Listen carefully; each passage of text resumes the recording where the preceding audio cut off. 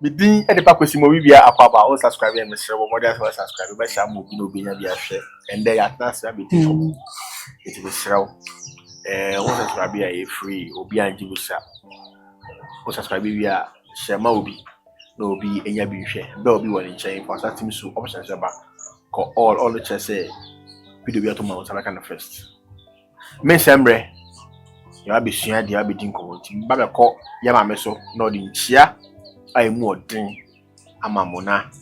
The Obiano made a sum. Nature. Yes, Papa. Where dear, fancy for now, your queen. Mema Obia Finchiapa. I first say, no crowd dance here. What I say. I first say, no crowd dance here more than. Now, show see me sponsors. I'm a boy, me, a conafona doyeno. A conafona seven cancha must say, Yami Shramo. Na on your mocassie. I first say, Biomono. Na motimi asanya kayomo amomo didi amen anya bia kofie nyantuma kofra erade nhyiramo meda ase na mishramo ma papa we say o chemade ya kasa science sabunim science yeah scientists for your mo yanyama e ba your mo che your mo yanyama I say we the science me be say me hu ensoso ya eda omuntem ene religion. Hey, I'm intimacy. Let us say, I didn't want to with the science.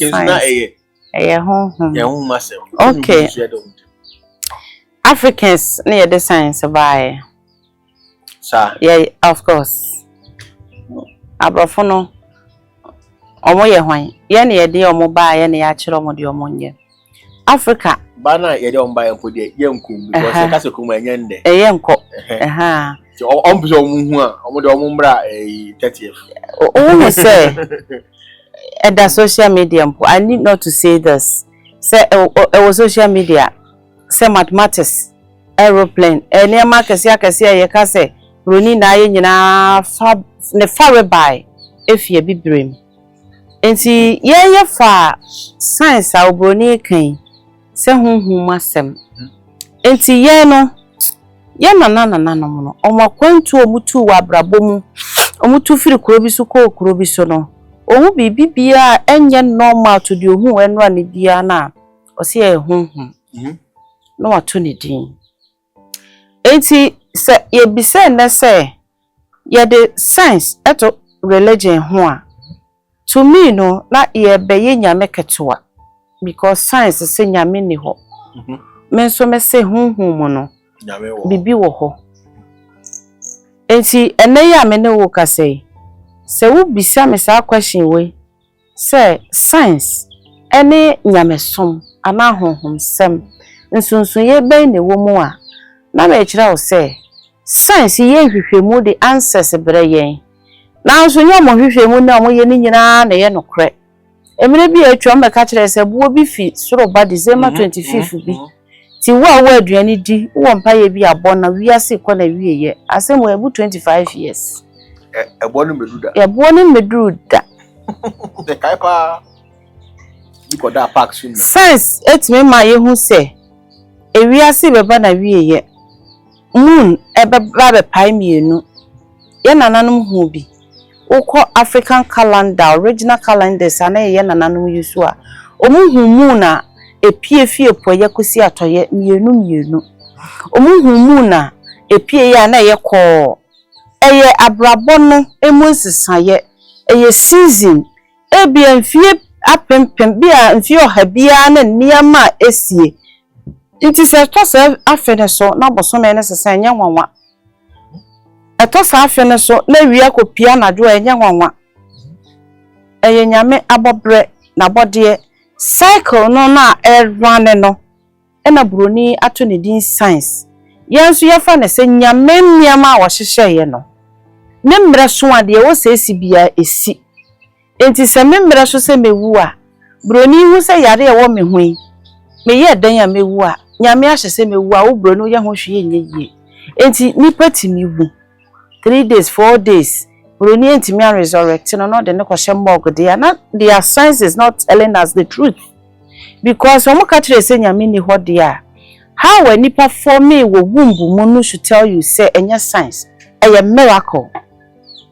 I think almost to me yeah ma if you did to me for me what the so bar almost to me once you know now watching and your mother.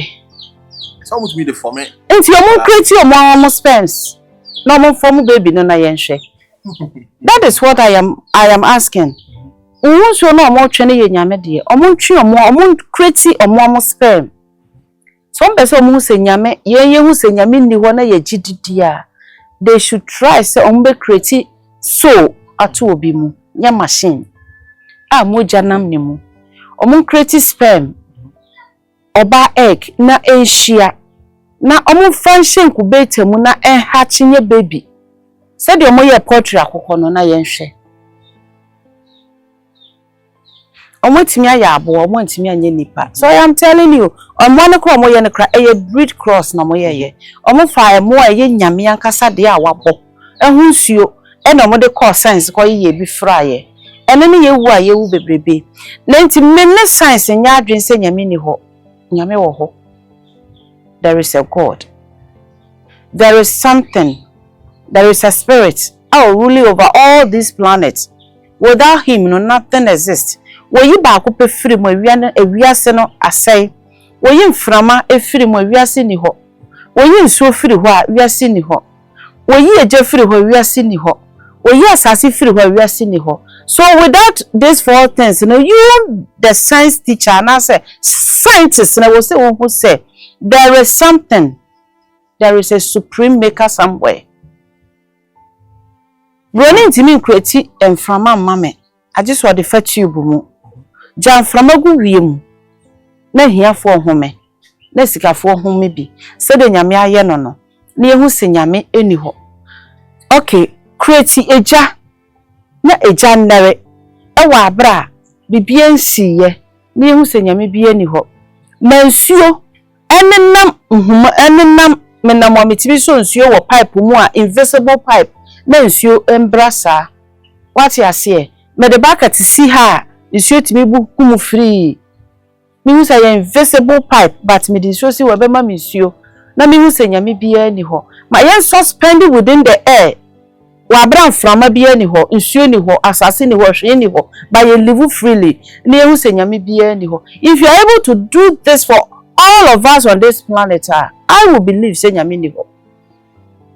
But until then, dear, I mean who so be asase so na me na nsi dear, there is God. So religion so ya dear. Ye de esu ne ban bi. Aye bibi esi ho. Say ye de ye osom. Osom ne mfa ho. Say ye nyame som, say ye abosom som. Enti ene science emo ebra. Yanti ase wo religion mu no quite different from yanti ase wo science mu. Science hwehwemu ma yare bi anu adroba. Omo atimi hwehwemu san ma yare bi ba. Omo atsan hwehwemu de ho antidote ba, say antidote o seden e de ba. Omo timi hwehwemu hu se nipa we ni nipa we wu yare besi. Tete no mo ye. Ya na nanom hu akwala bia ba ye bi ne yebre ne bopre ene ne nsa ne nan bi ni nani kosuemu se wona ne wora wona so nipa ne bi tete no mo ye tina me se tetefo na the new science what you say tete no mo nim say of free enam na de wafoforo kwa ne so obewu ofiri no mo nim ti no na tetefo no wo ofira no mo ni o mo ni akoro what you say tetefo nim science and sana abrofo no be kire yen science ye na nanom antimi antu with the aeroplane anko wiem but now they were using their energies through mediums bi wo wan haban bi wo wan toma bi wo wan mat no mo de nam framam ti se broni akwa atra bebi ni nuru a eye machine no mutime build ye knowledge nyame na de maaye enye wo na de baaye nyame na de chewo tumi bi na de chewo enti sane ma we ni abra a ebo ewo nyamesumu anasa osumu no ene say they all derive all these gifts from Yananam. Oh, okay. But what you say?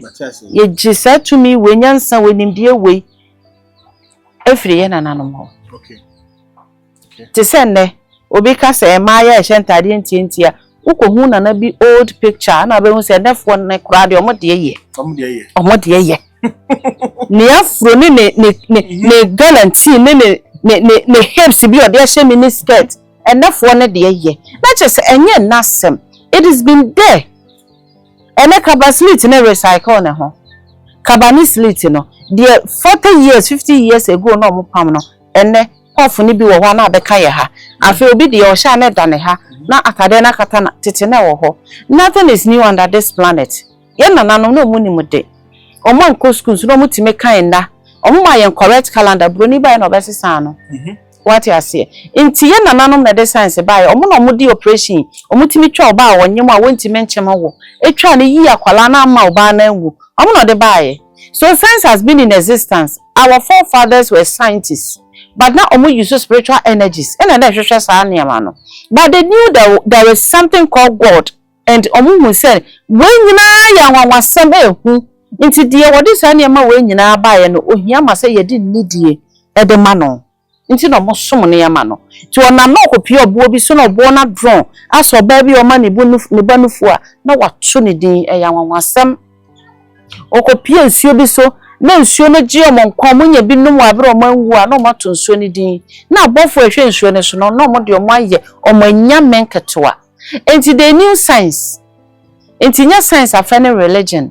Our forefathers were highly powerful. Me de bia meka because me so me obi generation me mama generation enyira what you say omo ye very powerful enti se ne wo ka se obi se science se nyame ni ho na so se nyame ni ho nti wo ba obra okoda ye no na nim se ade be chen ese wala hey asem sebe ye to sebe we die mo masuma o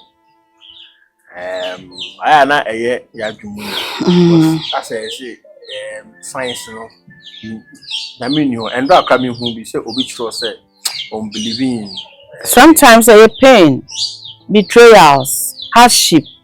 Na ye nya boafo abrabomu. Na nipa onim se we de obetimi aboa me wa abrabomu. Enso hu me kura wonhwema nim. Enfa. So say ni na nyame bia ni baabi ya. Nyame wo ho anka me mbre say. My dear nyame wo ho. You only need to get someone to connect you to the correct path, how to pray and how to attract things.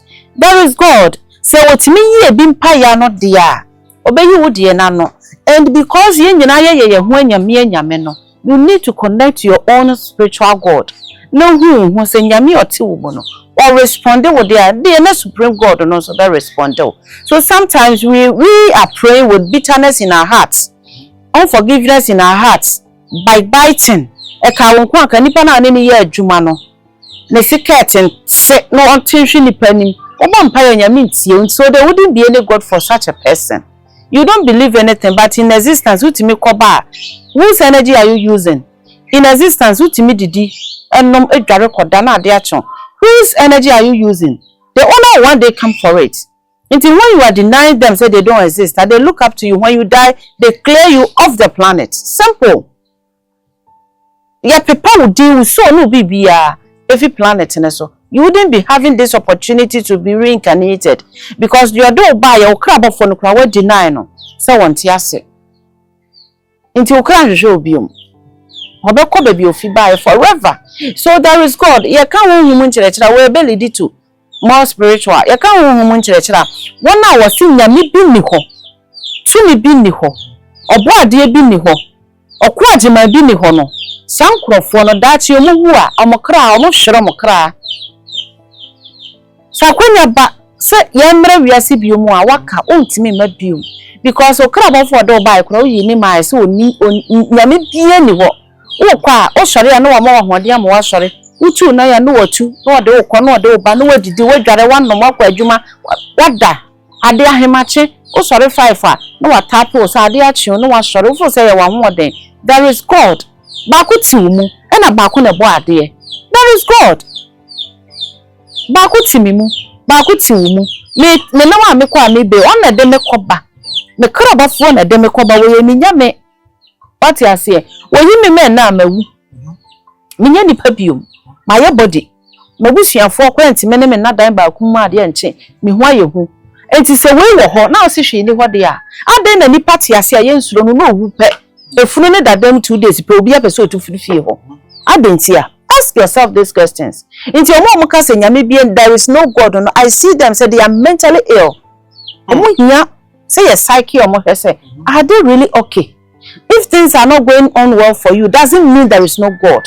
Because the love you have within you alone tells you, say, it has its owner. So when you deny them say, you deny their existence in your life, they take whatever belongs to them. They leave the body. For a body, and not here, no, that's as for not there. As I say, they will the man, only to be you one man. So you will die, you'll be buried, and you will not be reborn again. Yeah, did you say, be one of you, me ho nya fantin say me nya powerful tin say me ma wo mai omo fatin say ye medi yi akase etitiri ni enintini entem na ye ntena ye pene saa because nyame bi wo ho o ma second chance nti me wo ko ba bi omu a me se wo ye nyame ono na bo me na o de me kra tena me mu se me kra fa me mebobra nti me wo me nyame okokroko no ti se me wo ko ba bi omu a me pene saa wo ma me nya kase nchin say so there is God. So science, follow science too much. Obi beka say fiction. Obi beka say magic. Say simple. You add this to this, and actually that making you getting understanding. Say you can add this to this and make this color. No, adrenaline there. Adrenaline there. Your spirit be being connected to adrenaline here, Juma. So that should tell you say even the energy for you to think say me share so good for me say science. Ebegu asase so ana say me de ball ana ade twi from sanam de ka bibia bibi be energy bi be work no sa adwe na wunya ye na atimi create sa ade no adwe no tumi ye tire gi na adwe na chi no e obi de obo wo no ne de we deny na obehwe odi daache we do time anka we say we realize sampa there is God no we freeze wadwen na fe wa no twansuo Ube retract your words. Now say there is God. No, now it's too late. You can't do so. So Yenja said and said there is no God. There is God. Matema. Because we are a foot. Topic that man can say topic and I done a foot because we be not I can. So no watch there by any other hot myself. So share me also no. Kabida say nyame ni ho no nyame wo ho nyame owo ho but kwamaye na nyame nketwa so mo attend to ye because or e order na ohwe bibi so nti sa de kono hu hia e wo say what attend to sa nyame no akwai say classroom opise wo tema asase abekọ math teacher ho na wa kire science obekọ science teacher ho na wa kire na abode ne ba yade ama headmaster eno ne nyankopon ti me srew nyame wo ho ti no mo hye ne so bi bia se onya abre no hwe na wa afọ de no ba de yakase da hofro we se hia